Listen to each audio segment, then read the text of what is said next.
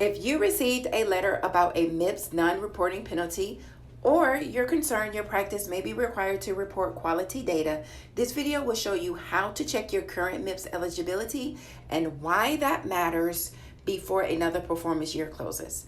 One of the biggest mistakes practices make is assuming that they're not required to participate or simply refusing to submit data.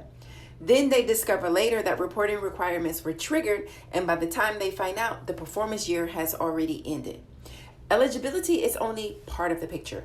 Reporting requirements can also be influenced by how Medicare patients are attributed to your practice and how claims activity is reported throughout the year. CMS generally looks at three things: Medicare revenue, number of Medicare patients, number of Medicare services provided. If all three thresholds are met, reporting may be required. Because those numbers can change over time, eligibility can change too.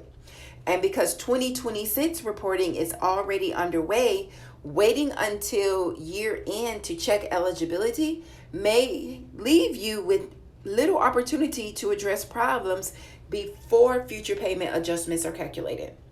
So step one is verify eligibility throughout the year, not just once. Step two is monitor performance before deadline forces you to. And step three, identify where the practice is struggling before another performance year closes. Now, before we look at eligibility results itself, I want to show you a few things on this page that many practices overlook.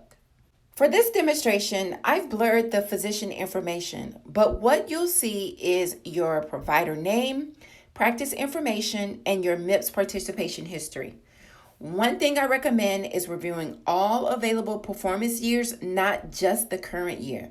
The reason is that Mips operates on a delay.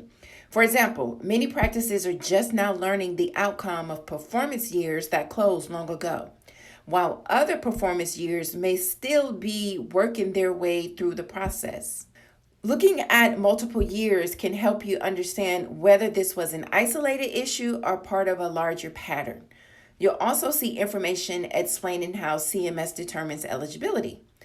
Notice that eligibility is based on a determination period that spans 2 separate review periods and can be updated as new claims and enrollment data become available. This is important because eligibility is not always static. It can change as your Medicare activity changes throughout the year. Now let's look at the eligibility result itself.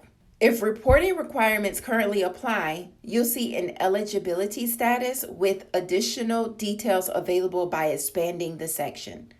I recommend reviewing these details carefully because they explain the reporting requirements and payment implications associated with your status. As you continue scrolling, you'll see whether the participation thresholds were met, and you'll find information about special status designations. Pay close attention to this section. Many clinicians assume that being located in a rural area or shortage area automatically exempts them from reporting requirements. As you can see in this example, that is not necessarily the case.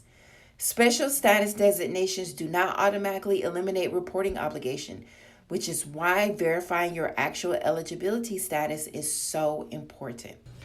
If you discover you're eligible and have questions about what you're seeing, feel free to reach out. I'm happy to point you in the right direction.